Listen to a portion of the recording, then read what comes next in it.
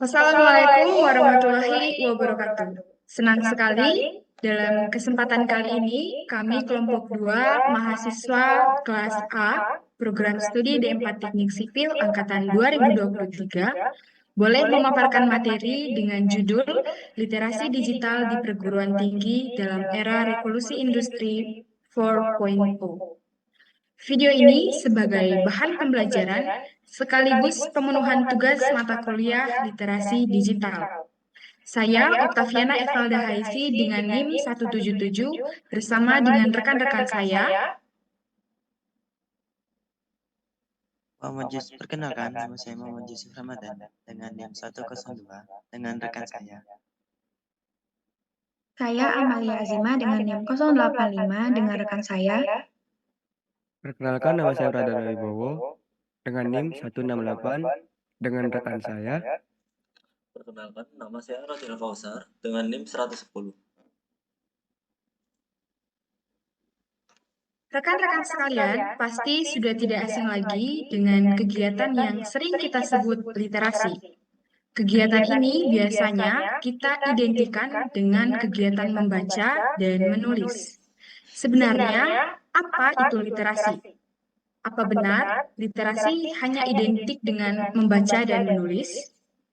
Lalu, bagaimana budaya literasi di era revolusi industri saat ini? Tanpa berlama-lama lagi, kepada teman-teman, saya persilahkan untuk menjelaskan. Definisi literasi digital secara umum adalah literasi adalah kemampuan bahasa seseorang menyimak, berbicara, membaca, dan menulis untuk berkomunikasi dengan cara yang berbeda sesuai dengan tujuannya. Sedangkan digital adalah teknologi elektronik yang mampu menyimpan, menghasilkan, dan mengolah berbagai data yang terdapat dalam dua keadaan, positif dan negatif. Keadaan positif dilambangkan dengan angka 1, dan keadaan negatif dilambangkan dengan angka 0. Sedangkan literasi digital adalah pengetahuan dan kemampuan untuk menggunakan teknologi digital, alat-alat komunikasi, atau jaringan dalam proses menemukan, mengevaluasi, menggunakan, dan membuat informasi serta memanfaatkannya secara sehat, bijak, cerdas, cermat, tepat, dan patuh hukum.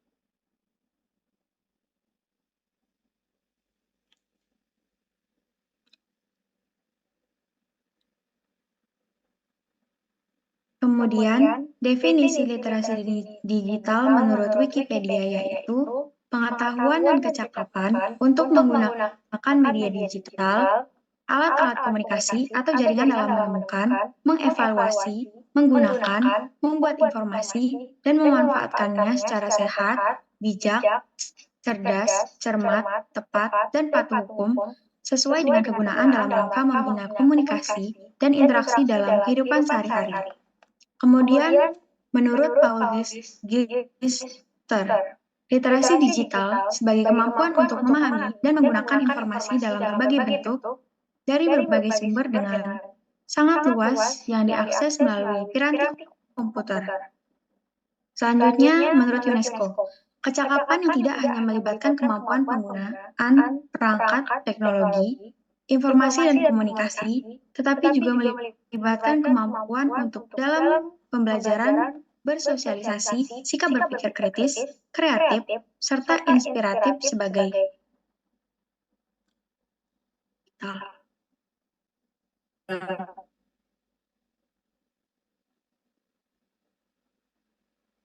Manfaat literasi digital. 1. Dapat menambah wawasan individu. 2. Dapat meningkatkan kekritisan dalam berpikir serta memahami informasi. 3. Menambah penguasaan kosakata. 4. Meningkatkan kemampuan verbal. 5. Meningkatkan daya fokus dan konsentrasi. 6. Meningkatkan kemampuan membaca, merangkai kalimat, dan menulis informasi.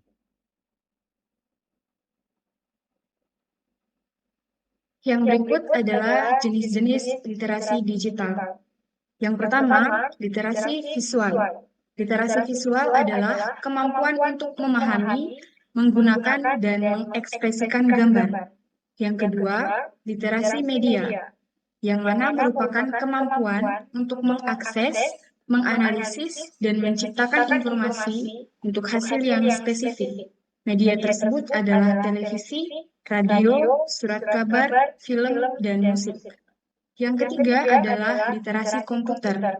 Literasi komputer adalah kemampuan untuk membuat dan memanipulasi dokumen dan data melalui perangkat lunak, pangkalan data, dan pengolah. Yang keempat, literasi digital merupakan keahlian yang berkaitan dengan penguasaan sumber dan perangkat digital. Beberapa institusi pendidikan menyadari dan melihat hal ini merupakan cara praktis untuk mengajarkan literasi informasi. Yang kelima adalah literasi jaringan. Literasi jaringan adalah kemampuan untuk menggunakan, memahami, menemukan, dan memanipulasi informasi dalam jaringan, misalnya internet.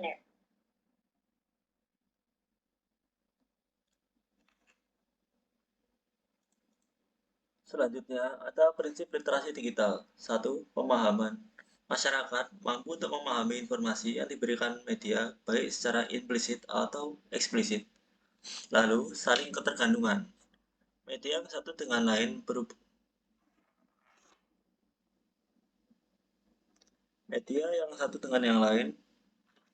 bergantung dan berhubungan. Media yang ada harus saling berdampingan serta melengkapi satu sama lain. 3. Faktor sosial. Terdapat peran sosial di dalam pemahaman tersebut. 4. Kurasi. Kurasi atau kemampuan masyarakat untuk mengakses, memahami, dan menyimpan informasi untuk diolah sebagai pesan positif.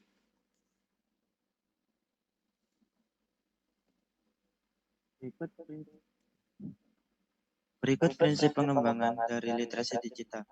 Terdapat 3 tingkatan pada literasi digital. Yang pertama, kompetensi digital yang meliputi keterampilan, konsep, pendekatan, dan perilaku. Yang kedua, penggunaan digital yang merujuk pada pengaplikasian kompetensi digital yang berhubungan dengan konteks tertentu. Yang ketiga, transformasi digital yang membutuhkan kreativitas dan inovasi pada dunia digital.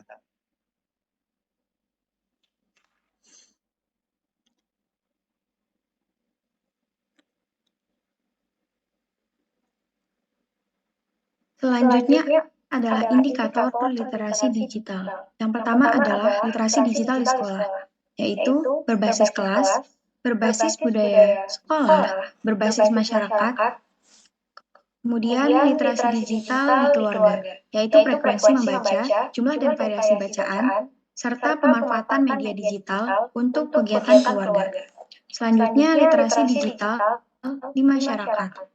Yang pertama, meningkatnya pemanfaatan media digital dan internet dalam memberikan akses informasi dan layanan publik. Kemudian, meningkatnya pemahaman masyarakat terkait penggunaan internet dan UU ITE. Yang terakhir, meningkatnya jumlah pelatihan literasi digital yang aplikatif dan berdampak kepada masyarakat.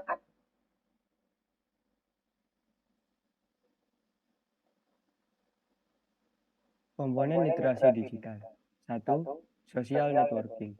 Facebook, Instagram, dan WhatsApp. 2. Transliterasi. Upaya memanfaatkan berbagai platform untuk membuat konten, membagikan, hingga mengkomunikasikan. 3. Maintaining privacy. Menjaga privasi dalam literasi digital. 4. Managing digital identity. Menggunakan identitas secara tepat.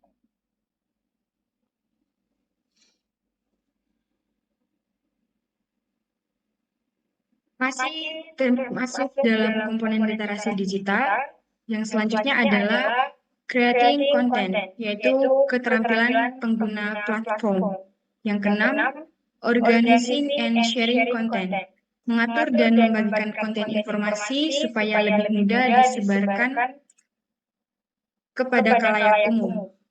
Yang ketujuh, reusing or repurposing content, yakni mengolah kembali konten yang ada supaya dapat dipergunakan kembali sesuai kebutuhan. Yang kedelapan, filtering and selecting content, kemampuan mencari dan menyaring informasi yang tepat sesuai dengan kebutuhan. Yang berikutnya adalah self-broadcasting, yakni membagikan ide atau gagasan menarik serta konten multimedia melalui berbagai platform. Rumusan dimensi literasi digital menurut Martin. Literasi digital melibatkan kemampuan aksi digital yang terikat dengan kerja, pembelajaran, kesenangan, dan aspek lain di dalam kehidupan sehari-hari. Literasi digital secara individual bervariasi tergantung situasi sehari-hari yang ia alami dan juga proses sepanjang hayat sebagaimana situasi hidup individu itu. Literasi digital melibatkan kemampuan mengumpulkan dan menggunakan pengetahuan, teknik, sikap, dan kualitas personal. Selain itu, juga kemampuan merencanakan, menjalankan, dan mengevaluasi tindakan digital sebagian dari penyelesaian masalah atau tugas dalam hidup. Literasi digital juga melibatkan kesadaran seseorang terhadap tingkat literasi digitalnya dan pengembangan literasi digital.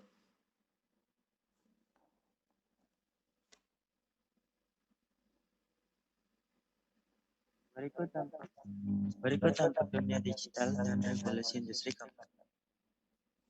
Yang pertama, dampak positif era digital antara lain. 1. Informasi yang dibutuhkan dapat lebih cepat dan lebih mudah dalam mengaksesnya. Yang kedua, tumbuhnya inovasi dalam berbagai bidang yang berorientasi pada teknologi digital yang memudahkan proses dan dalam pekerjaan kita. Yang ketiga, munculnya media massa berbasis digital, khususnya media elektronik sebagai sumber pengetahuan dan informasi masyarakat. Keempat, meningkatnya kualitas sumber daya manusia melalui pengembangan dan pemanfaatan teknologi informasi dan komunikasi. Yang kelima, munculnya berbagai sumber belajar seperti perpustakaan online, media pembelajaran online, diskusi online yang dapat meningkatkan kualitas pendidikan. Yang keenam, munculnya e-bisnis seperti toko online yang menyediakan berbagai barang kebutuhan dan memudahkan mendapatkannya. Sedangkan dampak negatif era digital yang harus diantisipasi dan dicari solusinya untuk menghindari kerugian atau bahaya antara lain. Yang pertama, ancaman pelanggaran hak kekayaan intelektual atau yang biasa kita sebut HKI, karena akses data yang mudah dan menyebabkan orang plagiatis akan melakukan kecurangan. Yang kedua, zaman terjadinya pikiran pintas di mana-mana, seperti terlatih untuk berpikir pendek dan kurang konsentrasi. Yang ketiga, ancaman penyalahgunaan pengetahuan untuk melakukan tindak pidana seperti menerobos sistem perbankan dan lain-lain, menurunnya moralitas. Yang keempat, tidak mengefektifkan teknologi informasi sebagai media atau sarana belajar.